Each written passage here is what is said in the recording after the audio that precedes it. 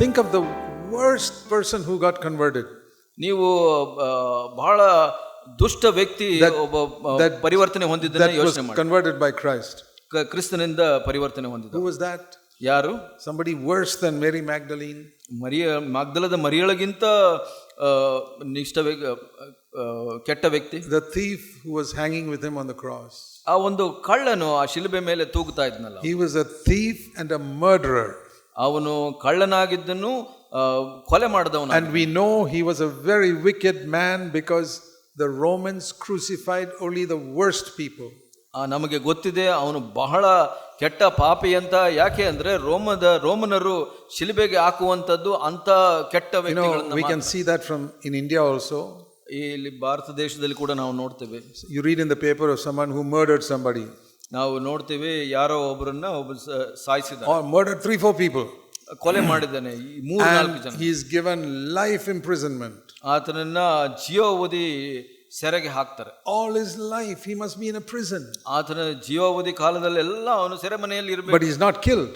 ಆದ್ರೆ ಅವನನ್ನು ಸಾಯಿಸಿಲ್ಲ. But there are some people who are worse than that. ಅದಕ್ಕಿಂತ ಕೆಟ್ಟವರು ಕೆಲವರು ಇರ್ತಾರೆ. And the judge says life in prison is not enough. ಆತನಿಗೆ ಜೀವಾವಧಿ ಶಿಕ್ಷೆ ಮುಖ್ಯ ಅಲ್ಲ, he must be hanged and killed. ಅವರಿಗೆ ಗಲ್ಲು ಶಿಕ್ಷೆ ಹಾಕಿ ಅವ್ರನ್ನ ಸಾಯಿಸಬೇಕು. And they hang them. ಅವರಿಗೆ ಗಲ್ಲು ಶಿಕ್ಷೆಯಲ್ಲಿ very very few. ಆದ್ರೆ ಬಹಳ ಕೆಲವು ಜನ. You read in the papers, very few people are hanged in India. ನೀವು ಪತ್ರಿಕೆಗಳಲ್ಲಿ ನೋಡ್ತೀರಾ, ಬಹಳ ಕಡಿಮೆ ಜನ, ವಿರಳ ಜನ. So many murders are committed in India. ಬಹಳಷ್ಟು ಕೊಲೆಗಳು ನಡೆದಿದೆ. 95% of them are put in prison for life. 95% ಅವರನ್ನ ಜೀವಾವಧಿ ಶಿಕ್ಷೆ. Very few are hanged and killed. ಕೆಲವರು ಮಾತ್ರ ಗಲ್ಲು ಶಿಕ್ಷೆಯಲ್ಲಿ ಸಾಯಿಸ್ತಾರೆ. They are the worst of the worst. ಅವರಲ್ಲಿ ಬಹಳ ಕೆಟ್ಟದರಲ್ಲಿ ಕೆಟ್ಟವರು ಅವರು. That man who was crucified next to Jesus was like that. ಯೇಸು ಸ್ವಾಮಿಯ ಪಕ್ಕದಲ್ಲಿ ಶಿಲುಬೆಗೆ ಹಾಕಲ್ಪಟ್ಟವನು ಆ ತರದವನು. Really bad. ನಿಜವಾಗ್ಲೂ ಬಹಳ ಕೆಟ್ಟವನು. Mary Magdalene was not hanged or crucified.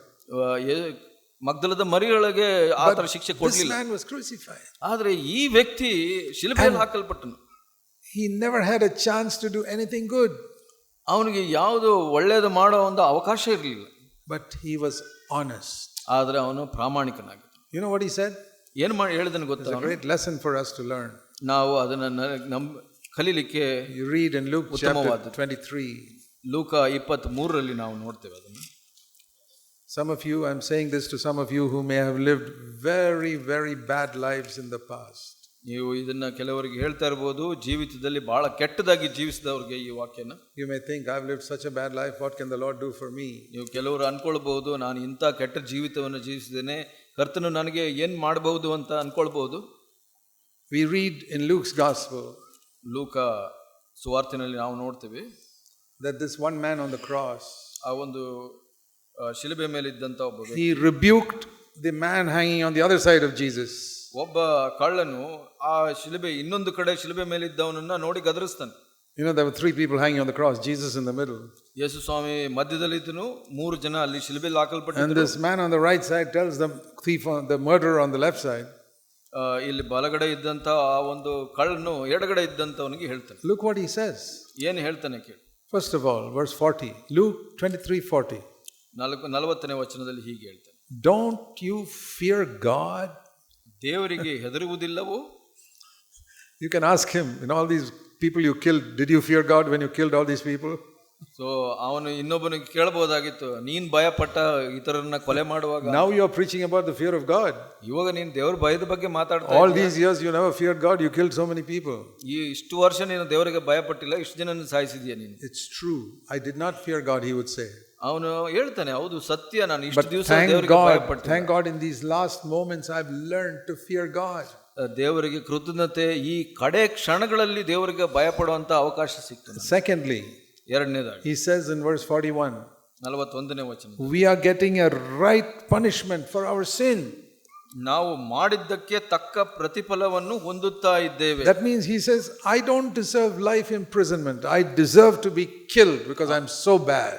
ಅವನು ಹೇಳ್ತಾ ಇದ್ದಾನೆ, ನನಗೆ ಜೀವಾವಧಿ ಶಿಕ್ಷೆ ಅಲ್ಲ, ನಾನು ಶಿಲುಬೆ ಮೇಲೆ ಸಾಯೋದೇ ತಕ್ಕ ಶಿಕ್ಷೆ ಅಂತ. I'm not like these other murderers who were only put in prison for life. ನಾನು ಈ ಒಂದು ಇತರ ಕೊಲೆಗಾರರು ಜೀವೋಪಾಧಿ ಶಿಕ್ಷೆಯನ್ನು ಅನುಭವಿಸಿದ್ರು No, I'm worse than them. ಅವರಿಗಿಂತ ನಾನು ಕೆಟ್ಟವನು, I deserve to be crucified. ನಾನು ಶಿಲುಬೆಗೆ ಹಾಕಲು ತಕ್ಕ I am, ಮನುಷ್ಯನು. verse 41, I am receiving what I deserve. ನನಗೆ ಯಾವುದು ಯೋಗ್ಯವೋ ಅದು ಸಿಗ್ತಾ ಇದೆ. But the man on the other side, ಆದ್ರೆ ಈ ಕಡೆ ಇಂದ ಪಕ್ಕದಲ್ಲಿದ್ದಂತ ವ್ಯಕ್ತಿ, he didn't feel like that. ಅವನಿಗೆ ಆತರ ಅನಿಸ್ತು. He told Jesus, bring me down from the cross. ಯೇಸು ಸ್ವಾಮಿಗೆ ಹೇಳಿದನು, ಶಿಲುಬೆಯಿಂದ ನನ್ನ ಕೆಳಗಡೆ ಇಳಿಸು. Maybe I can spend a few years in jail, but I'm not so bad that I should be killed. ನಾನು ಸೆರೆಯಲ್ಲಿ ಇನ್ನೂ ಕೆಲವು ವರ್ಷ ಇರಬಹುದು, ಆದ್ರೆ ಅಷ್ಟು ಕೆಟ್ಟವನಲ್ಲ ನಾನು ಅಂತ ಹೇಳಿದನು. That's why he went to hell. ಅದಕ್ಕಾಗಿ ಅವನು ನರಕಕ್ಕೆ ಹೋದ. Picture this, the last message Jesus gives us from the cross.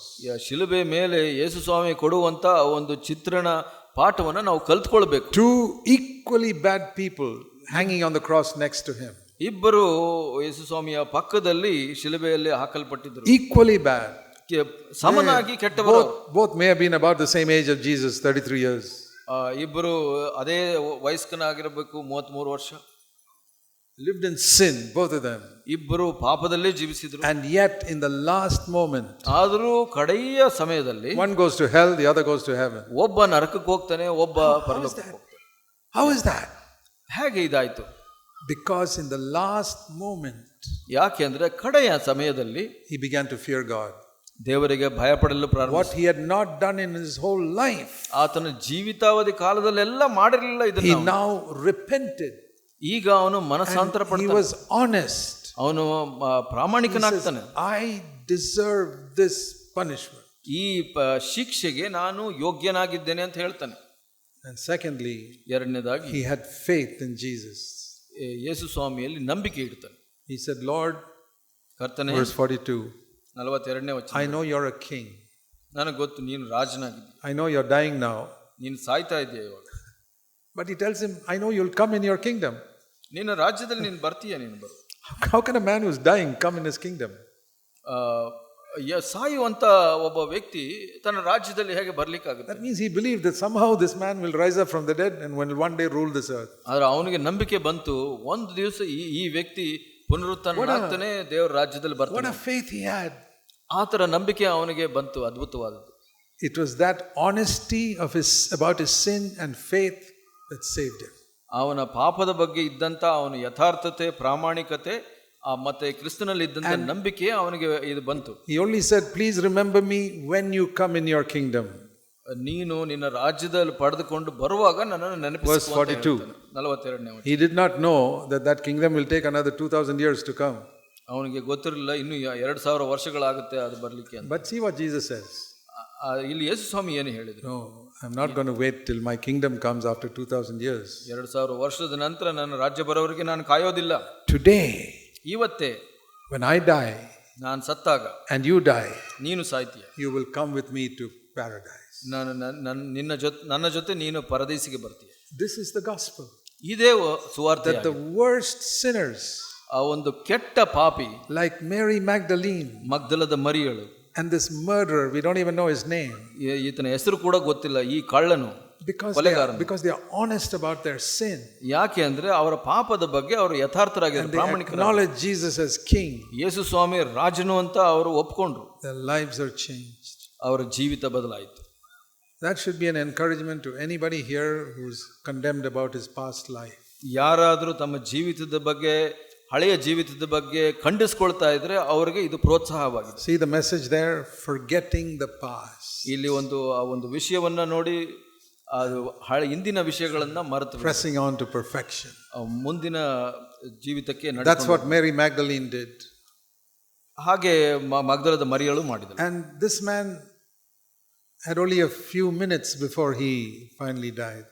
ಈ ವ್ಯಕ್ತಿಗೆ ಕೆಲವೇ ಕ್ಷಣಗಳಿತ್ತು ಅವನು ಸಾಯೋದು. But in those few minutes, ಆ ಒಂದು ಕೆಲವೇ ಕ್ಷಣಗಳಲ್ಲಿ trusted the Lord. ಅವನು ಕರ್ತನಲ್ಲಿ ನಂಬಿಕೆ ಇಡ್ತಾನೆ.